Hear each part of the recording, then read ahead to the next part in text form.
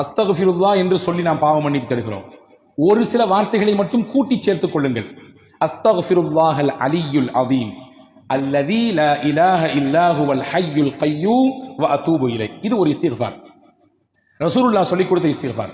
அஸ்தக்ஃபிருல்லாஹல் அலியுல் அதீம் அல்லதீ லா இலாஹ இல்லா ஹுவல் ஹய்யுல் கய்யூம் வ அதூபு இலை. இது 3 தடவை ஒருவர் சொல்கிறார். 3 தடவை. ரசூலுல்லாஹ் எவ்வளவு பெரிய கூலி சொன்னாங்க தெரியுமா? 5 பாக்கியம் கிடைக்கும் அவருக்கு. 5 பாக்கியம். வெறும் 3 தடவை தான். வெறும் 3 தடவை. 5 பெரும் பாக்கியம். 1, அவர் போர்க்களத்திலிருந்து புறமுதுகிட்டு ஓடி இருந்தாலும் அல்லாஹ் பாவத்தை மன்னிச்சிடறான்.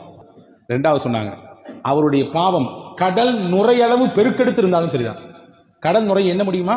எவ்வளவுன்றது அளக்க முடியுமா? அவ்வளவு இருந்தாலும் இந்த இஸ்திக்ஃபாரை 3 முறை சொன்னால் போதும், அல்லாஹ் மன்னிப்பான். மரத்தின் இலைகள் உலகத்தில் எத்தனை உண்டு? எண்ணுங்கள். எண்ணி சொல்ல முடியுமா? முடியாது. அவ்வளவு அதிகமாக அவருடைய பாவம் இருந்தாலும் அல்லாஹ் மன்னிக்கிறான். மணலின் அந்த துகள் எவ்வளவு இருக்கிறது உலகத்திலே? ஒரு கைப்பிடி மண்ணை எடுத்து இது எத்தனை துளிகள் இருக்கிறது எண்ணி என்று ஒரு கையிலே கொடுத்தால் என்ன முடியுமா? எண்ணி காட்ட முடியுமா? முடியாது. ஒட்டுமொத்த உலகத்தின் மண்ணின் துகள்கள் எவ்வளவு என்பதை கணக்கிட முடியாது. அவ்வளவு கணக்கிட முடியாத பாவத்தை, குற்றத்தை ஒருவர் செய்திருந்தாலும் இந்த இஸ்திக்ஃபாரை 3 முறை ஓதினால் போதும், அல்லாஹ் மன்னிக்கிறான்.